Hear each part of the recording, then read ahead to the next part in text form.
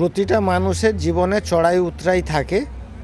তো সেই হিসেবে 2025 সাল মানুষের চড়াই উতরাই স্বাভাবিক ভালো মন্দ কাটিয়ে উঠেছে।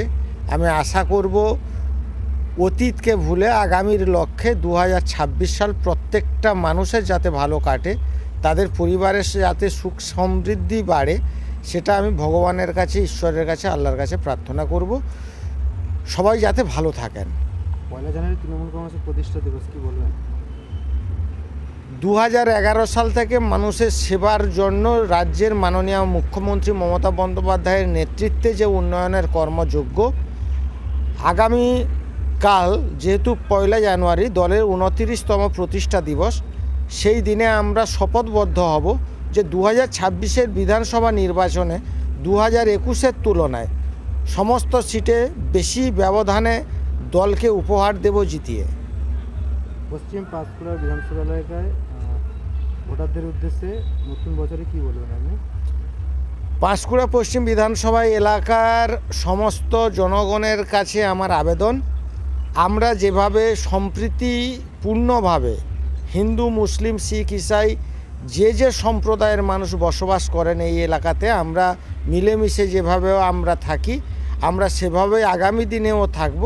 তার সঙ্গে সঙ্গে আমরা যেহেতু সর্বভারতীয় তৃণমূল কংগ্রেসের একজন কর্মী আমি সহ আমরা যারা রয়েছি, আমরা এলাকার মানুষকে নিয়ে সুখে শান্তিতে থাকব এবং আমাদের রাজ্য সরকারের যে উন্নয়নের কর্মযজ্ঞ বিভিন্ন প্রকল্পের মধ্য দিয়ে মানুষ যাতে আরও উপকৃত হন, সেটা আমরা সচেষ্ট থাকব।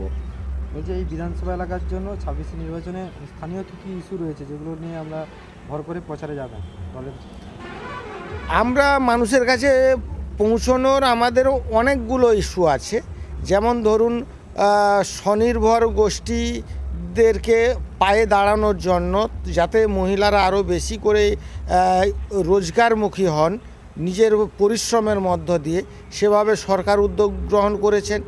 আমরা আমাদের সরকার আমাদের মাতৃশক্তিকে তাদের সম্মান জানানোর লক্ষ্যে লক্ষ্মীর ভাণ্ডারের মতো একটি প্রকল্প উপহার দিয়েছেন, যেখানে মায়েদের তারা অনেক বেশি সমৃদ্ধশালী হয়েছেন। আমাদের শিক্ষার ক্ষেত্রে স্টুডেন্ট ক্রেডিট কার্ড তুলে দিয়েছেন।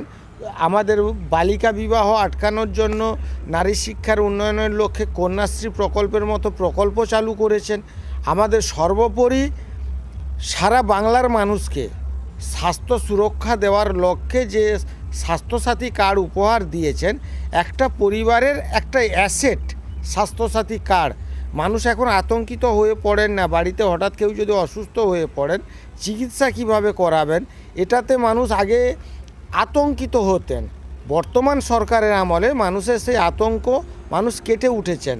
কারণ আমাদের সরকারের যে সমস্ত স্বাস্থ্যকেন্দ্রগুলো রয়েছে, আমাদের মেডিকেল কলেজগুলো যেভাবে আপডেট হয়েছে, চিকিৎসা শাস্ত্রে যেভাবে আপডেট হয়েছে সরকারি স্বাস্থ্য পরিষেবা, তার সঙ্গে সঙ্গে আমাদের যে স্বাস্থ্যসাথী কার্ড উপহার দিয়েছেন মাননীয় মুখ্যমন্ত্রী, সেই স্বাস্থ্যসাথী কার্ডের মধ্য দিয়ে যে সমস্ত বেসরকারি হাসপাতাল রয়েছে সেখানেও চিকিৎসা করানোর যথেষ্ট ব্যবস্থা রয়েছে।